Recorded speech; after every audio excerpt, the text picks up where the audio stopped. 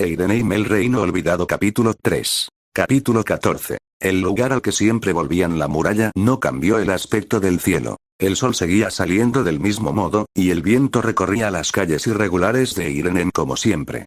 Pero algo en la gente había cambiado. No era orgullo. Era seguridad. Y con ella, surgió una costumbre nueva. Cuando surgía un problema, todos miraban al mismo lugar. Decisiones pequeñas al principio fueron asuntos menores. ¿Dónde se abrirá la nueva puerta del oeste? ¿Quién decide el turno de guardia esta semana? ¿Qué hacemos con los heridos que no pueden trabajar aún?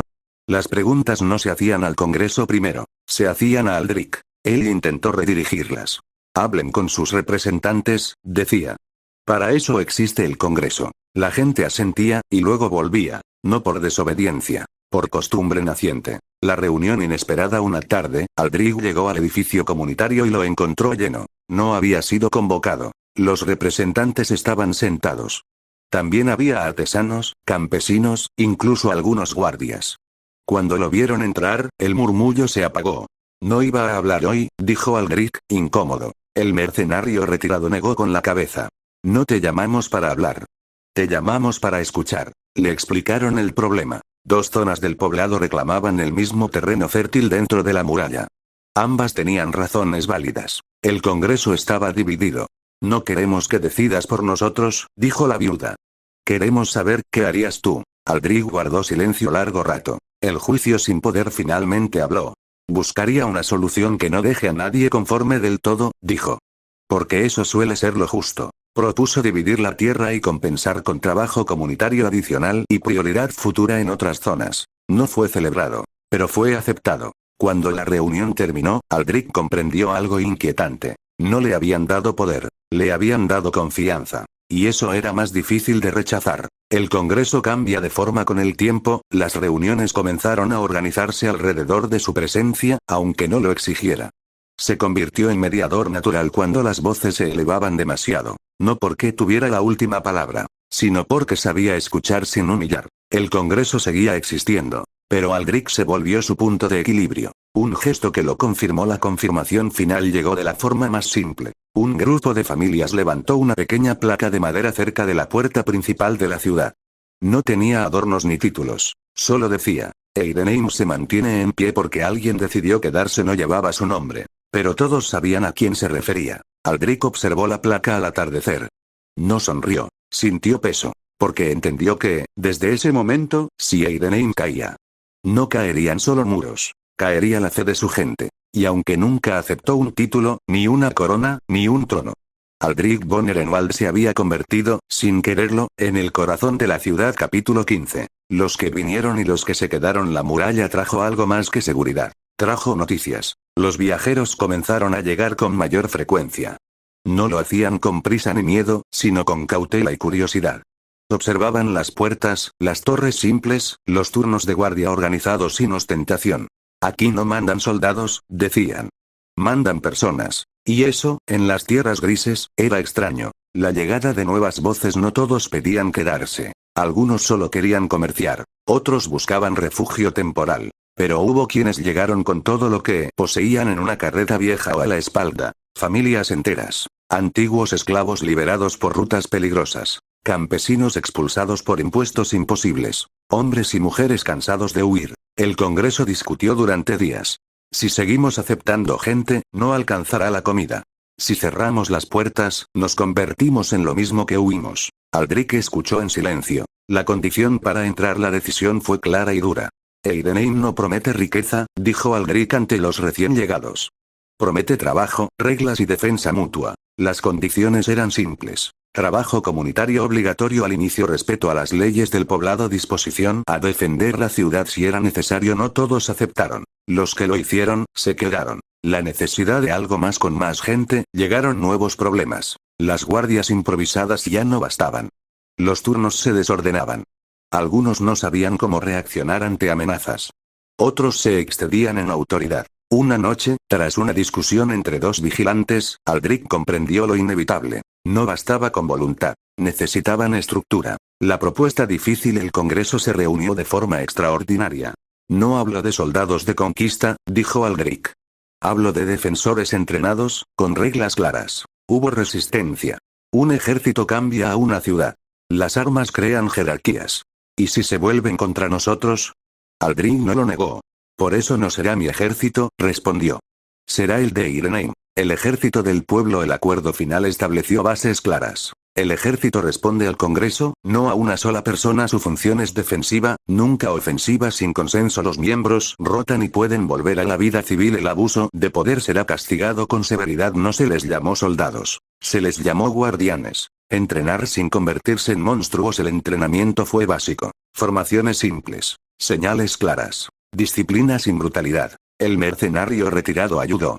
También algunos cazadores experimentados. Aldrich observaba, participaba, corregía. No entrenaba para la guerra, entrenaba para evitarla. El cambio silencioso. Con el paso de los meses, Eirenheim cambió de nuevo. Las puertas se abrían cada mañana. Los guardianes patrullaban sin intimidar. Los nuevos habitantes encontraban su lugar. La ciudad crecía, no en altura, sino en raíces. Una tarde, Aldrich caminó por la muralla y vio algo que lo hizo detenerse. Un grupo de recién llegados miraba la ciudad desde fuera. ¿Es aquí?, preguntó uno. Sí, respondió un guardia. Aquí es. Aldrich entendió entonces que Eirenheim ya no era solo un refugio. Era un punto de llegada. Y ahora, con un ejército formal que protegía sin dominar, y una población que crecía con reglas claras, la ciudad estaba entrando en una nueva etapa. Más estable, más visible. Y, por primera vez, más difícil de ignorar para el resto del mundo. Capítulo 16. Cuando el mundo empezó a mirar, Eirenheim no envió mensajeros. No proclamó su existencia ni alzó estandartes. Simplemente siguió creciendo, comerciando, defendiendo sus caminos. Y aún así, fue suficiente para llamar la atención. Porque en las tierras grises, nada estable pasa desapercibido. Los primeros rumores llegaron antes que los emisarios. Dicen que hay una ciudad sin señor. Que aceptan esclavos liberados como ciudadanos. Que tienen murallas, y hombres entrenados. Al principio, los reinos vecinos lo tomaron como exageraciones de mercaderes. Hasta que los impuestos dejaron de llegar. Hasta que campesinos comenzaron a desaparecer de las fronteras. No raptados, marchándose. El reino de Lotarion fue el primero en reaccionar. No con ejércitos, sino con palabras. Un emisario llegó a Eirenheim una mañana clara, escoltado pero no armado. Vestía los colores de Lotarion, impecables, como si el polvo de las tierras grises no se atreviera a tocarlo. Vengo a hablar en nombre del rey, anunció. El Congreso permitió su entrada. El hombre observó la ciudad con una mezcla de desdén y desconcierto. Este asentamiento, dijo, se encuentra en tierras sin reclamar formalmente. El reino está dispuesto a regularizar su situación. Aldrich entendió de inmediato lo que significaba. Protección a cambio de obediencia. Impuestos. Sumisión. Eirenheim no busca reconocimiento, respondió con calma. Tampoco vasallaje. El emisario sonrió, frío. Todo lugar lo busca, tarde o temprano. Cuando se fue, dejó algo más peligroso que una amenaza. Interés. Los pequeños reinos del oeste no todos reaccionaron igual. Desde el oeste llegaron comerciantes con sellos nuevos, escoltas discretas y preguntas cuidadosas. ¿Protegen las rutas? ¿Respetan los contratos? ¿Aceptan tratados comerciales? No les importaba quién gobernaba Eirenheim. Les importaba que funcionara. El Congreso autorizó acuerdos limitados. Comercio de grano, herramientas, sal. Nada militar. Nada exclusivo. Eirenheim empezaba a existir en los mapas, aunque nadie lo dijera en voz alta. El norte y el miedo. Desde el norte, no llegó nadie. Solo silencio. Y eso preocupó a Aldrich más que cualquier amenaza directa. Los clanes del norte no negociaban. Observaban. Medían. Cuando una patrulla fronteriza encontró ollas organizadas cerca de la muralla y luego nada más, Aldrich supo la verdad. Estaban evaluando si Eirenheim valía una incursión, o una alianza. El Congreso debate el futuro. La reunión fue larga y tensa. Si seguimos creciendo, vendrán ejércitos. Si nos declaramos algo, nos obligarán a elegir bandos. Si no hacemos nada, decidirán por nosotros. Aldrich habló al final. No podemos controlar cómo nos ven, dijo. Pero sí cómo respondemos. Propuso una línea clara. No expansión territorial, defensa firme. Diplomacia abierta, pero sin juramentos. Eirenheim no será un desafío al mundo, concluyó. Será una prueba de que se puede vivir distinto. No todos estuvieron de acuerdo. Pero nadie ofreció una alternativa mejor. Una ciudad que ya no era invisible. Esa noche, Aldrich caminó por la muralla. Vio las luces de las casas. Escuchó risas apagadas. Sintió el peso de cientos de vidas dormidas bajo su protección. En algún lugar, reyes discutían su existencia. En otros, generales trazaban posibilidades. Y sin embargo, dentro de las murallas, la gente solo pensaba en el mañana. Eidenheim había dejado de ser un refugio. Se había convertido en una pregunta incómoda para el mundo. Y Aldrich comprendió algo con claridad inquietante. Ya no luchaban solo por sobrevivir. Ahora. Debían demostrar que merecían seguir existiendo. Capítulo 17. Un nombre para existir. La discusión duró 3 días. No 3 días de gritos, ni de amenazas, sino de cansancio. El Congreso se reunía al amanecer, se dispersaba para trabajar, y volvía a juntarse al caer la noche. Las lámparas de aceite se consumían más rápido que las certezas. La palabra que nadie había querido pronunciar finalmente apareció. Independencia. Nadie la celebró, porque todos comprendían lo que significaba. Lo que ya no podían negar, ya nos tratan como algo aparte, dijo un representante. Los reinos vecinos nos observan como entidad propia, añadió otro. Y Lotarion nos ve como un error que debe corregirse. Declararse independientes no crearía enemigos. Solo les pondría nombre. Aldrich escuchó en silencio, con las manos entrelazadas. Cuando habló, su voz fue baja. Si no nos nombramos, otros lo harán por nosotros. Eso inclinó la balanza. La forma del Estado. La siguiente pregunta fue más difícil. ¿Qué somos? ¿Ciudad libre? ¿República? ¿Reino? Cada opción traía consecuencias. Fue la madre de Aldrich quien habló desde el fondo. Un reino nace de herencia. Una ciudad libre, de privilegio concedido. Pero esto, miró a su alrededor, nació de personas que no tenían nada. El mercenario retirado completó la idea. Un imperio no necesita conquistar para existir. Solo necesita unir. El silencio fue profundo. No imperialismo, no expansión. Unidad bajo un mismo propósito. La propuesta que nadie esperaba, y todos sabían, fue entonces cuando alguien dijo lo inevitable.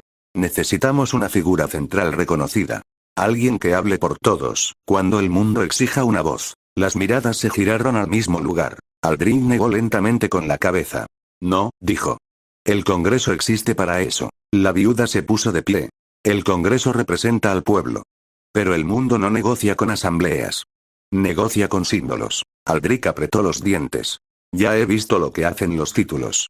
Y por eso, respondió ella, eres el único al que se lo podemos dar sin miedo. La proclamación. La ceremonia no fue lujosa. Se realizó en el edificio comunitario, ahora reforzado con piedra. No hubo tronos ni capas. Solo la gente de Eidenheim, de pie, en silencio. Un representante leyó la declaración. Por voluntad del Congreso del Pueblo y de quienes habitan estas tierras, Eidenheim se declara Estado soberano e independiente. Ningún reino tendrá autoridad sobre sus leyes, su gente o su destino. Luego vino la segunda parte, la que pesaba más. Y para representar, proteger y unir a este pueblo ante el mundo, proclamamos a Aldrich von Ehrenwald como primer emperador de Eidenheim. El aire pareció detenerse. Aldrich cerró los ojos. Vio el salón del trono de Lotarion. Vio el destierro. Vio las primeras chozas de barro. Cuando volvió a abrirlos, habló. Las palabras del emperador que no quiso serlo. No acepto este título como honor, dijo. Lo acepto como deuda. Miró a todos, uno por uno. Si algún día dejo de escuchar, quítenmelo. Si uso este poder para elevarme por encima de ustedes, derríbenme. Un imperio que olvida a su gente no merece existir. Se arrodilló. No ante el Congreso. Ante el pueblo. Juro proteger este hogar, incluso de mí mismo. No hubo vítores. Hubo algo más fuerte. Asentimientos. Lágrimas silenciosas. Manos cerradas en puños firmes. El nacimiento del imperio. Esa noche, las antorchas ardieron a lo largo de la muralla. No como amenaza. Como señal. Eidenheim ya no era un error en el mapa. Ya no era una anomalía. Había nacido un imperio sin conquistas, un emperador sin corona, y un pueblo que sabía exactamente cuánto costaba existir. Y en algún lugar, más allá de las fronteras, los reinos comprendieron la verdad. Aquella ciudad ya no podía ser ignorada.